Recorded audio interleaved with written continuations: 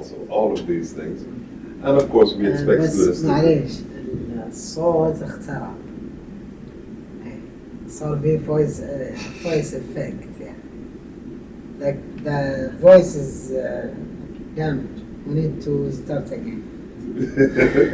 Okay, take 25. Okay. Okay. Yeah, we need to start again. ما الضغط؟ ما مو ضغط، في فويس افكت كان شغال كذا حطيته علي. We need to start again. If you can take your time, take your يعني خذوا راحتكم. Yeah. حسبي الله ونعم الوكيل.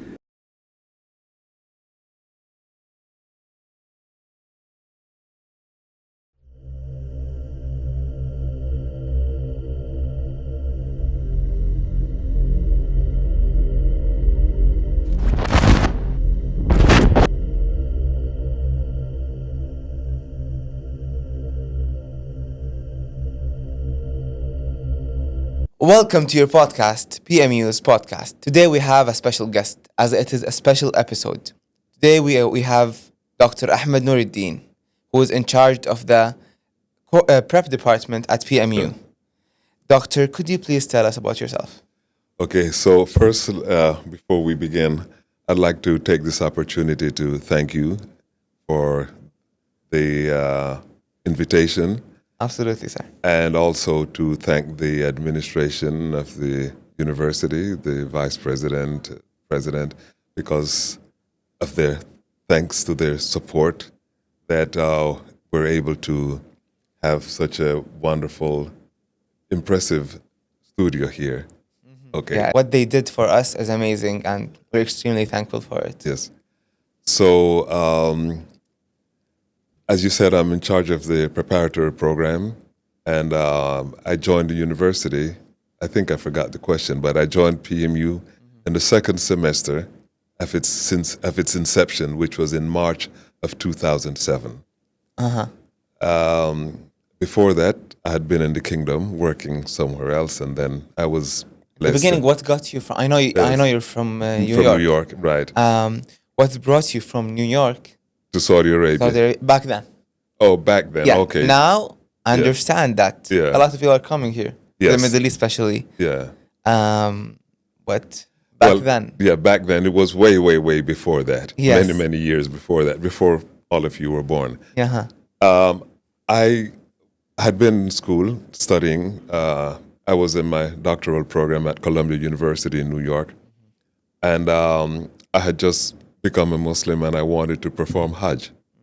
So I applied for a job with the intention of coming to Saudi Arabia, which at the time it was not easy to come to Saudi Arabia and perform Hajj and work and perform Hajj and go back. So I thought I would come for 2 years. I did come for 2 years, I thought, but I did not stay 2 years only. I stayed much, let's just say, That's doubled, more than 30 years. Okay, so I worked other places and then came to. Doctor, what is the difference between 07 and now? Okay. And overall, let's not say PMU, overall, the community of Saudi Arabia, what do you see as a difference? Well, there have been very phenomenal changes for the better, I would say, in many respects.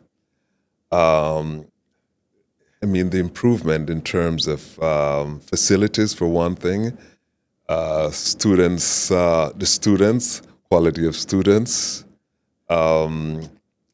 the infrastructure even here. Let's speak about the university. Yeah.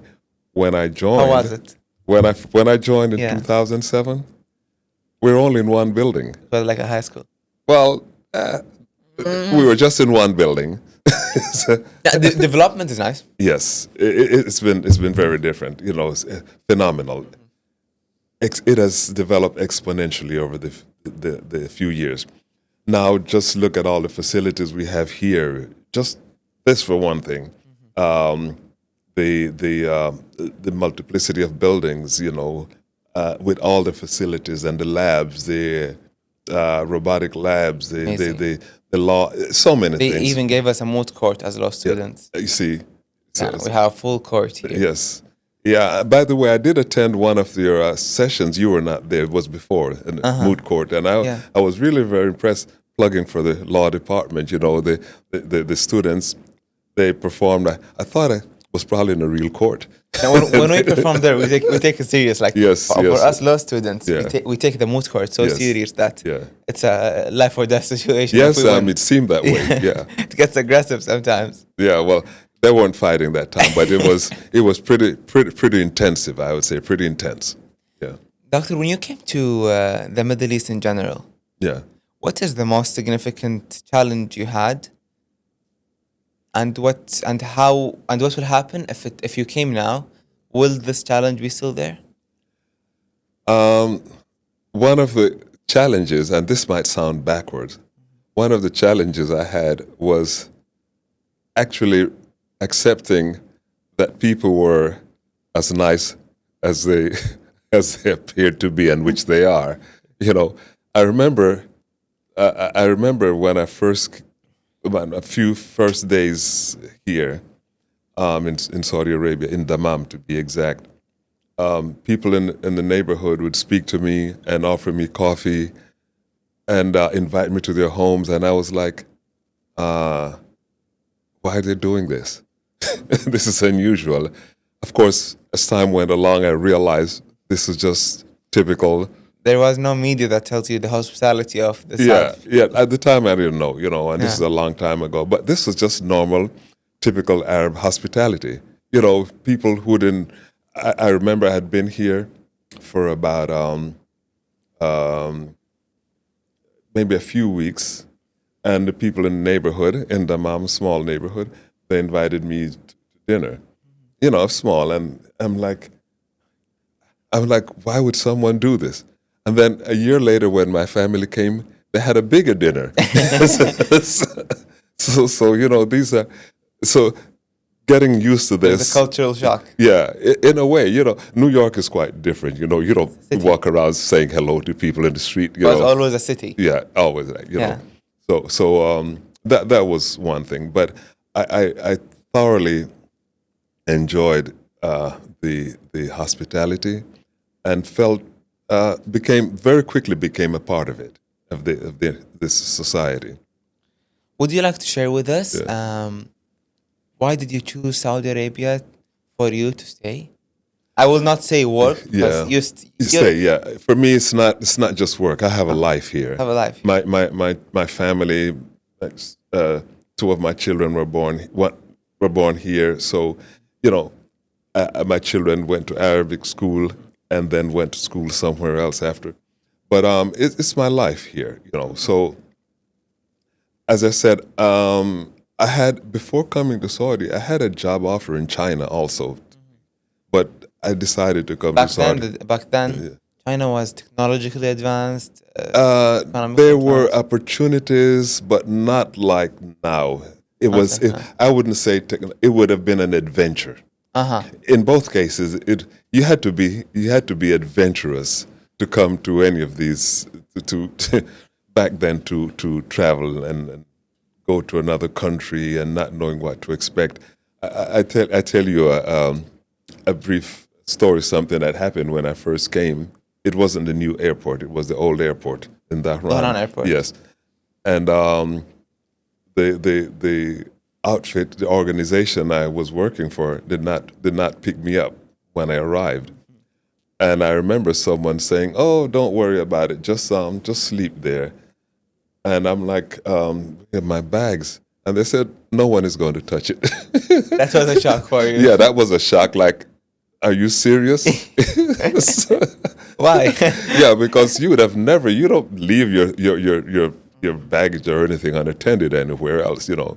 So that was a reverse cultural shock, I would say. That's interesting. Yeah. And to get to the more interesting point for the students at PMU, how do you see the development of PMU students? Let me see. How did they develop from 06? Yes. You got fresh students coming out of high school. Back then, you did not have international schools for citizens. Right. From government schools. There was, I think there was there was the Indian school and the Pakistani But school. not for citizens. You mean for Saudi citizens? Yeah. No. They. I don't remember if any students go. It was not allowed until back in 2010. Oh, okay. So, like I said, it was very challenging for many students who were coming, I would say, directly from the government schools, because obviously this being an English medium university, it was not easy for them because, let's face it, the level of English language in the schools was not where it should be. Even though before that, this is interesting, a long time ago, there were many students, many teachers in high schools here who were from Ireland and Scotland, and those their students did very well. But as time went along and changed, and then the teachers were no longer from English-speaking countries, then the English language development took a turn, I would say. It was not that emphasized. Now, students who come, they have the opportunity, I would say, they're in what we consider a global village because they're communicating with their friends in Korea, in the UK, in the States, because of the development of the internet, when I first came to Saudi Arabia, there was no internet, so this is a big change. And of course, in terms of the infrastructure of the university, we went from one building over there, which was the female campus, to look how many buildings. So it was on the female side? Yes, it was just on the female side. Was it divided or? Not really. the first semester, no. I mean, there was a division, nominal division, some classrooms. Yeah. For students, yes, there was a division, but in the working spaces, it was slightly divided. Tight. Yeah, it was tight. There's That's just tight. so much division. But very quickly, the university expanded to have two very definite campuses.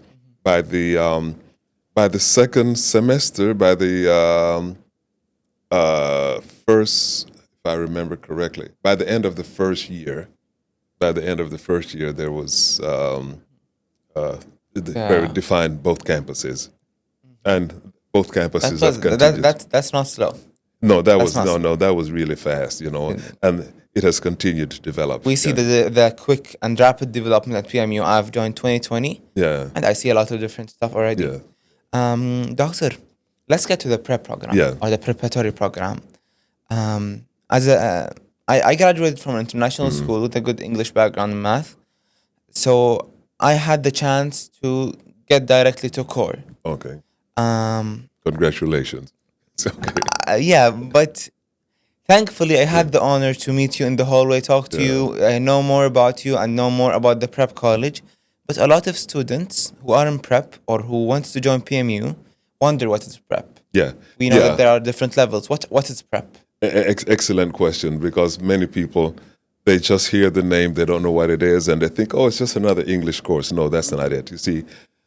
So let me speak about the preparatory program. That's the official name, the PMU preparatory program. And as the name indicates, it's preparing students for something. For what? So the purpose is to prepare students in terms of language, study skills, and math, so that they can succeed when they go to college, starting with core, and then the colleges, and then the workplace, and in life. We want students to develop habits of success, and the character. So you do not only teach, if I may say, language or math. You teach soft skills too. Of course. So, and it consists of let me go with the English first, because that's the largest program. Language is important because this is an English-speaking university, Yes. English medium, so they need the language in order to succeed. And the program consists of 4 levels, which is the pre-beginner, beginner, intermediate, and advanced level. The advanced level, as it's known, advanced level, is strictly the academic preparation for college. Academia. Yes, it's an academic English program. The pre-beginner and beginner, these are very basic introductory, very basic entry-level courses. And then the intermediate is, we would say, not an independent user, but a basic user of the language.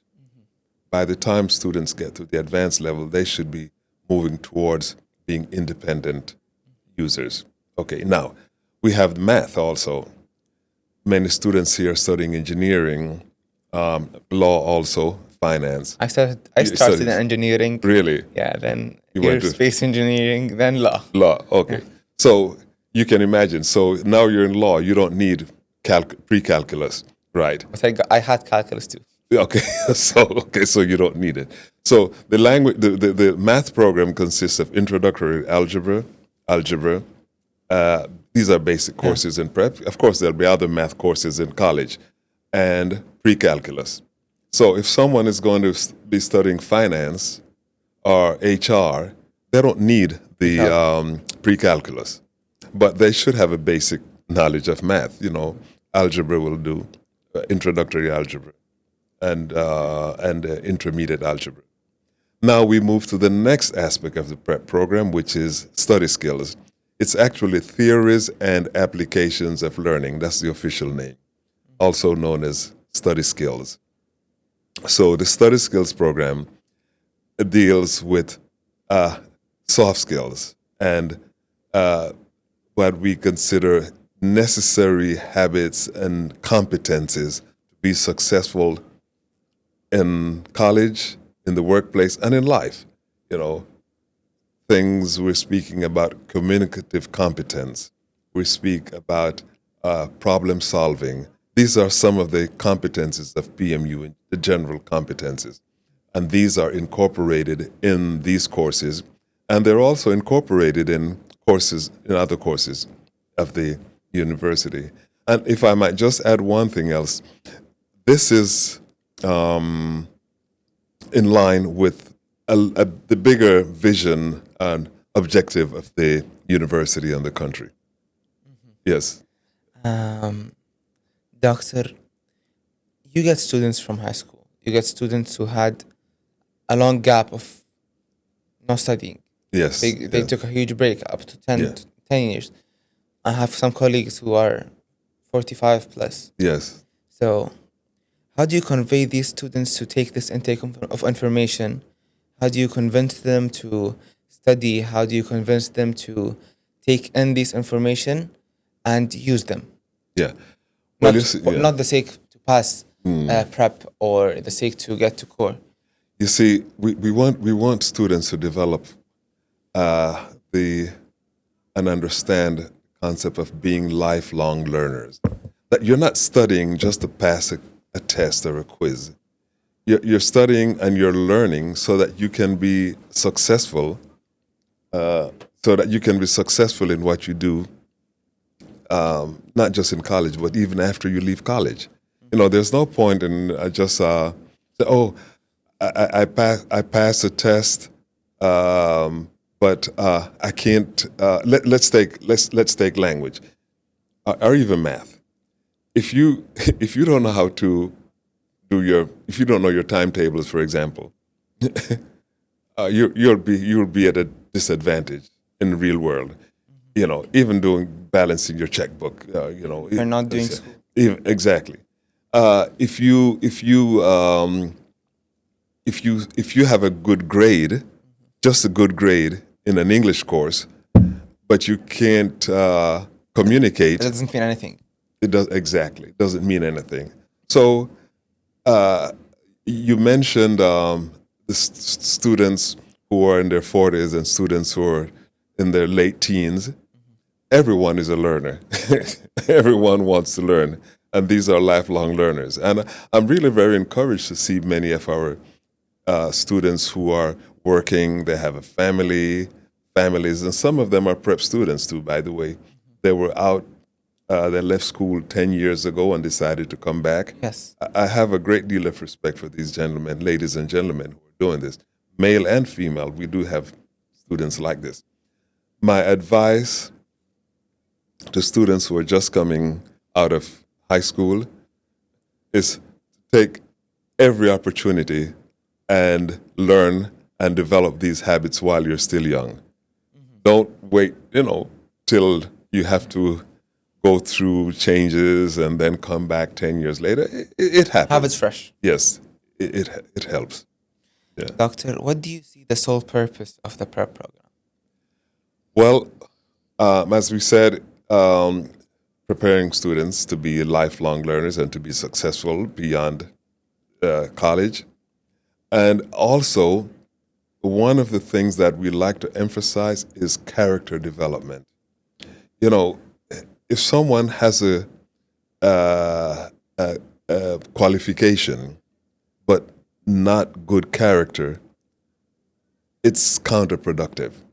And one of the things, and this is like a pet peeve, I would say, is developing habits of academic integrity.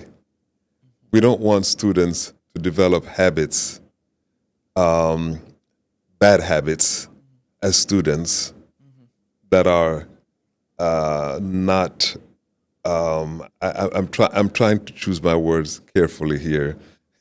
See, when we say academic integrity, and I just say it. Without dishonesty. Yes, right. So that when they go to the workplace, these habits will carry over. Why? People who have bad habits as students do the same thing when they become professionals. And that's why we make sure that to eradicate these bad habits, character, build good character. I came across something, let me see if I can find it here, and it has to do with Vision 2030.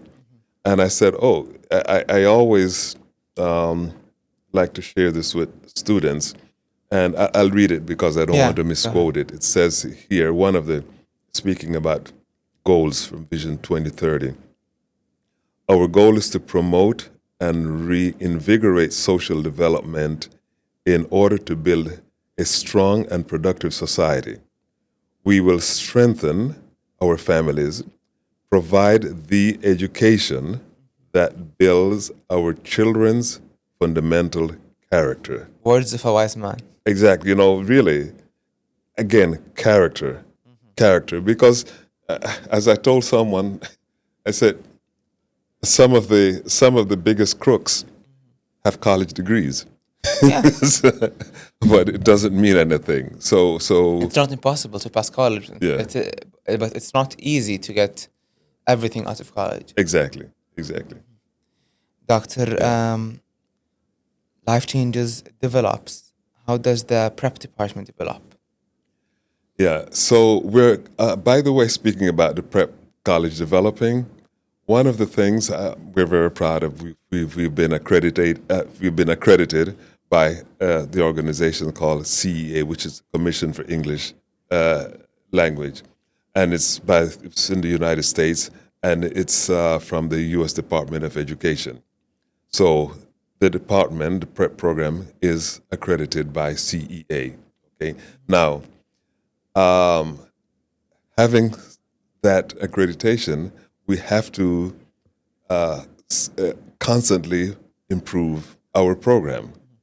So we are always doing things and finding ways to improve the quality of the program. In addition, we have the program here, which is the quality assurance, the Deanship of Quality and Accreditation. And that deanship has been very helpful and supportive. To raise the quality, you mean? Exactly. So when we get feedback there, we just, for example, today I was looking at our internal audit report, And there were suggestions, alhamdulillah, there are many things that are good, mostly, but there were still things that we need to work on. So it's all positive. It's all good when someone says, if someone comes and say you're perfect, no, you're not. That's not true. No one is perfect. No one, No one's exactly. perfect. But when they point out areas for improvement, I won't say mistakes or faults. I always say, don't say mistakes. Say, okay, here's an opportunity to improve. fix. So that's what. I was talking to a PMU alumni 2 hours ago. That will hopefully have him as a guest next episode. He told me there are people maybe who travel by car as a group. They travel to somewhere far. All of a sudden, they have a tire puncture. Some guy in the back might say, "Oh, what if we left? What if we left earlier? What if we changed the tires? What if we did? What if we did? What if we did?" But the other guy said, "We have a spare tire. Let's move forward." So moving forward is the key for success. Yes. Never look back, but look to the future. That's how I view it. There's always an opportunity to improve. Yes. What happened was a learning experience. We're not going to regret and say, "Oh, what if, what it should have, could have, whatever." No. It was a learning experience. It's not bad. It was a learning experience. Learn from it and keep moving. True. Yeah. True. Doctor, how do you ensure that the students in prep? Let me talk from a student's perspective now. Yeah. Okay. I have colleagues that are in prep. How do you ensure that they are done with prep and they're moving forward to core? Now, one of the biggest challenges we have had with this is language, because, if it's not enough to speak. Academic skills, especially reading and writing, these are important in college. You can't be a law student, a successful law student, if you can't read. True. You cannot be anything if you can't read. Well, you might be able to get away with in other things with the minimum. With what? We are Ummat Iqra. We are the Of Ummah course, that reads. exactly. The first revelation was what? Read. Yes. Okay, so, people speak about, oh, why can't they read? It's not that. It's students in the Gulf here in general. It's not just Saudi Arabia. I've attended many conferences and speak to many colleagues in different parts of the world. And students in the Gulf, in the Middle East in general, but especially here in the Gulf, are very good when it comes to speaking and listening. But when it comes to reading and writing, there's more That's of a the challenge. struggle. Yeah, this is the That's struggle. the struggle. So one of the things that we have been working on very, very, I would say assiduously, is to improve reading skills of students. I know many students don't like it, but it's something that's got to be done. And if we want to have a high standard and keep the university moving forward, students are just going to have to do this. Now, students all over the world who apply to study at a university have to meet certain qualifications, certain standards. If it's an English-speaking university, they have to pass a certain test. Many universities in the United States and in the UK use TOEFL and IELTS. Here at PMU, we use APTIS, which is a version, it's from the British Council, and it's a version, I would say like a lower version of IELTS. Easier. Yeah, well, it's easier, I would say scaled down, okay? But it tests all the levels. Yeah. Now, many students don't want to deal with this because they feel that if I can speak, why should I pass this test? Students here generally do not have a problem with the speaking and listening section of the test.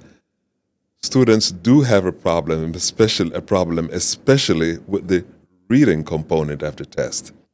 So the university many years ago allowed students, I know this is a question that you hear from students, and people from the student council also hear this, and students say they want to. Now I know what you want to say. So, doctor, all of a sudden, a lot of people come and ask me, "Oh, the aptitude test, you're not passing it. Will the student council talk to the prep department regarding this issue?" But the hard truth is that they should learn to pass this exam, or they would not manage to pass in core. It's not about passing the exam. It's about them developing the proper skills, especially reading, so that they can succeed. Many students are trying to go around it and not take the class, but we don't want them to do that. We're helping them. We're supporting them. If they can't read, or if their reading level is so low that that they have to struggle, or if their writing is so not up to par that they have to struggle, then that means we're not doing our job.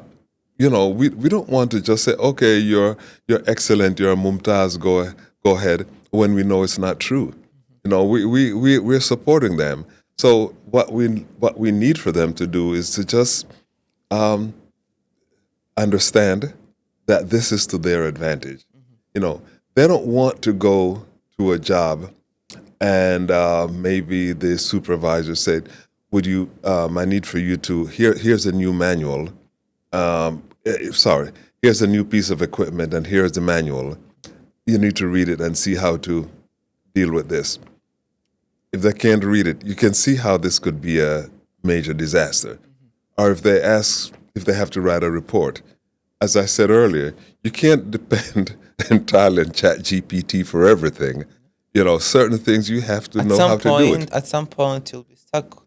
Yeah. Where someone will look very not smart. Yeah. Yes. It will show. It will show. You know, and no one wants to look like an idiot at the end of the day. No one wants to appear that way. Yeah. You want to put your best forward all the time, you know. And by the way, it's very unethical for people to allow students to just pass without doing the work, and it's also very unethical to punish students unnecessarily. You know, we have two extremes here. So some professors are very punitive for no reason. You know, I don't like the way he spoke to me. No, that's not a consideration. You know, I don't like the way I told her to do this and she didn't do it, so I'm going to give her a 0. No. Thankfully, we have to be this doesn't happen. Yeah. It happens everywhere. Yeah. But thankfully, it doesn't. Yeah. We keep, you know, we're just human beings and we make these mistakes, but we keep it to a minimum. Yes. And we correct it and we learn from our experiences. Yes. And the best who keeps their mistakes to the minimum. Exactly. But there's no one who can never make a mistake. We're not angels. No, we're not. Yeah. Doctor, other than giving like the soft skills, adapting the person or the students to go to core level, what other soft skills or skills you give a student for real life in prep? Because the prep sometimes take up to 2 years or maybe it shouldn't. semester. The program is designed for 2 semesters really, but because of certain circumstances that happened earlier, we started accepting students who were at a much lower level. These are the pre-beginners and beginners. So these are the ones who would take much longer. But the program itself is designed for, that's why it's called the preparatory year program. Yeah. Not the preparatory 2-year program. Indeed. You know, this was just an adjustment that had to be made for students who were admitted, who did not have the, you know, we're trying to help them develop these skills. So you're speaking about what other skills. Well, again, I think the most important skill that I would advise anyone, in addition to the competences, the general PMU competences, and not in addition, I would say as part of it, again, ethical behavior, building character. Someone told me you can't teach character. No, but character counts. You can model it. And it starts with something as simple as if the teacher is always on time to class, students will know that punctuality is important. But if the teacher is always late, what's the model? You know, I can do what I want to do. No, we don't allow that. You know, it shouldn't be allowed. So learning by setting good examples. Everyone is an example to someone else. Senior students should be a good example to the juniors, and the juniors to the sophomores, and the sophomores to the freshmen, and the freshmen to the prep. Yes. Yes. And so on and so forth, and vice versa in other aspects. So Everyone is the model for someone else. yes, good model, good behavior. Good model, yeah. Yes, yeah. If they are. Yeah.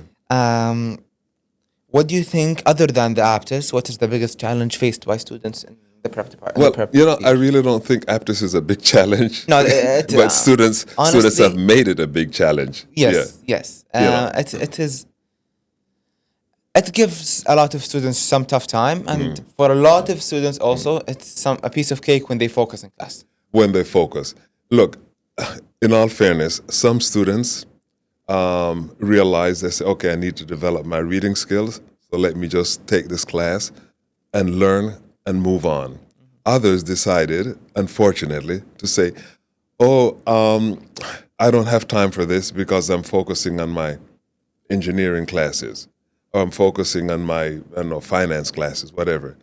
Yeah, but you can't really focus on your finance classes if you can't read. You might be a mathematical whiz, but you really need to know how to read. It's that simple. We're not asking you to be Shakespeare. We're just saying, get the basic skills, academic reading skills, to move on. So, again, I can't emphasize that enough. We're not here hassling students. We're not trying to make their lives difficult. We're trying to support them. We're trying to help them and say, look, you need this to succeed. It's like medicine. Yeah. You need this medicine. It doesn't taste good. It's a win or win. It's a win-win, yeah. Doctor, how do you see the future of preparing the student? Very interesting question. As high school is getting advanced Yes. Yeah, because, some people say, they're going to cancel the prep program. I would say there might not be a prep program in the future, but it doesn't mean that there will not be prep-like programs, So, yeah, okay, I get it. Okay, it will just be a shift because people are still, trust me, even if this program was canceled, the prep program was canceled, it doesn't mean that students suddenly will all be perfect readers. They will still need to learn.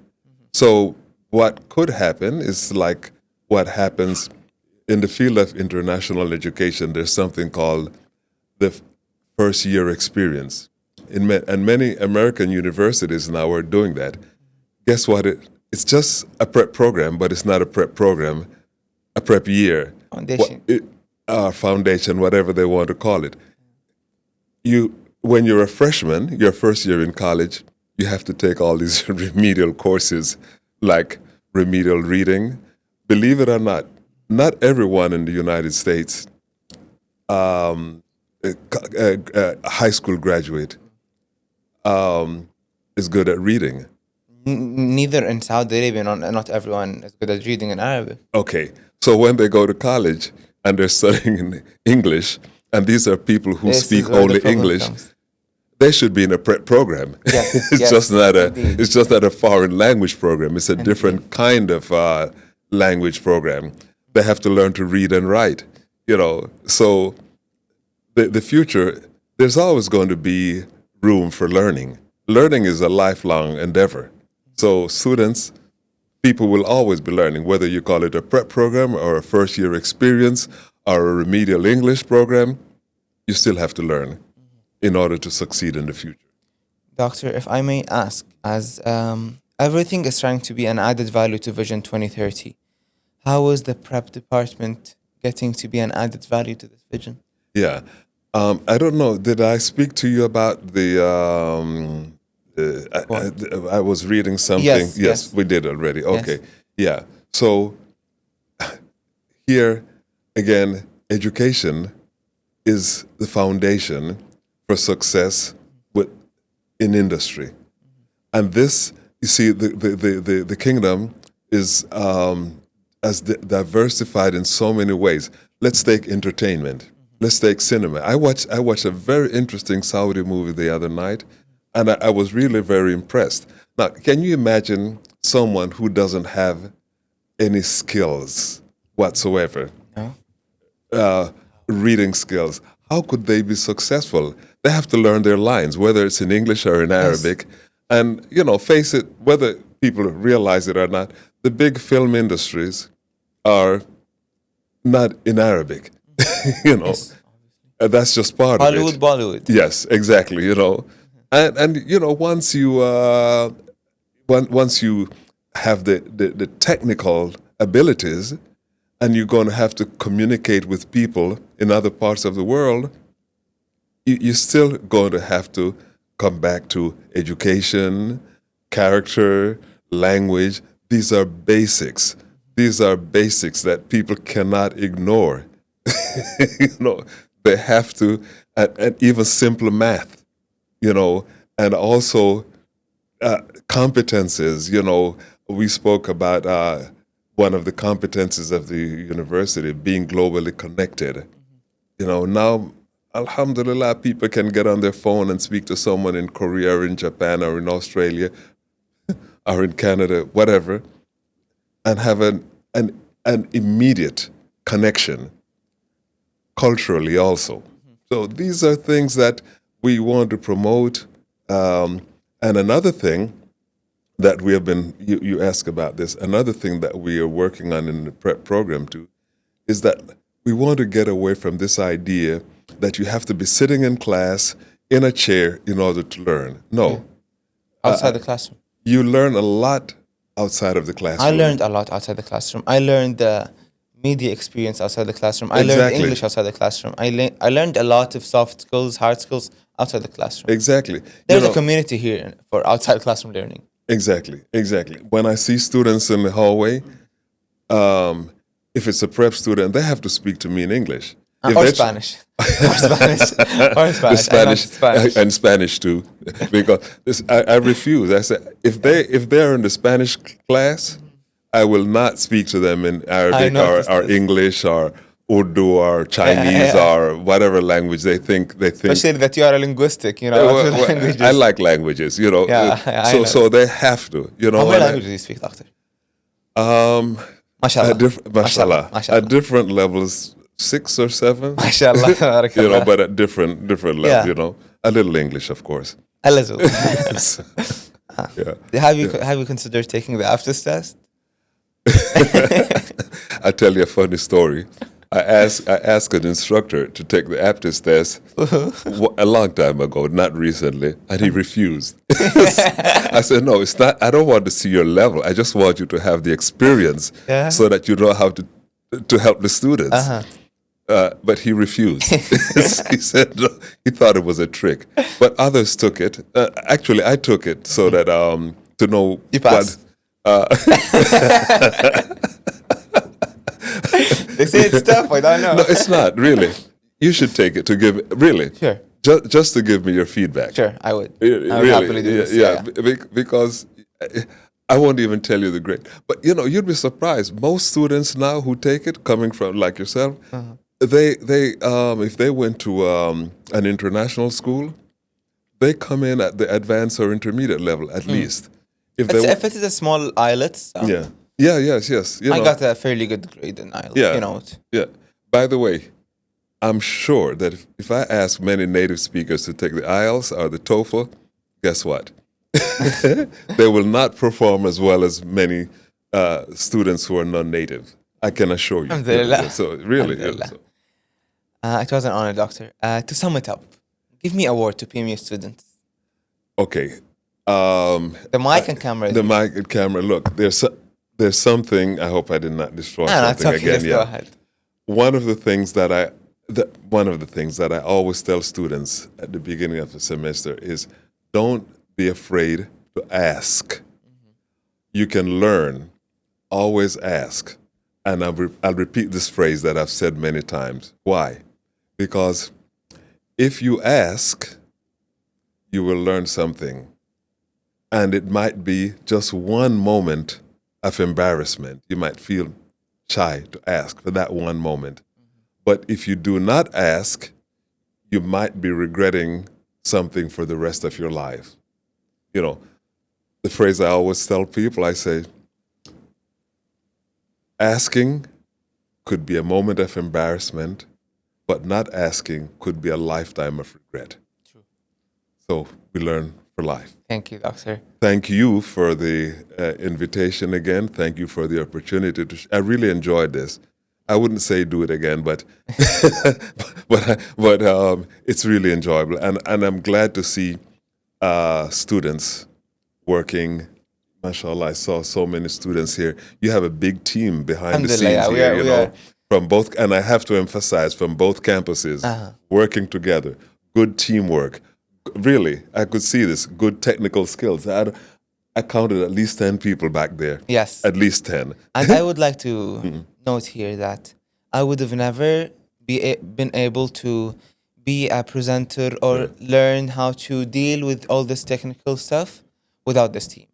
Every one of them has taught me a lot.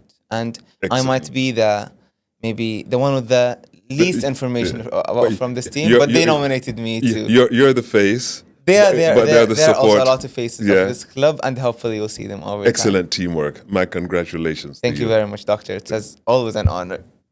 My pleasure. Okay. Thank you very much.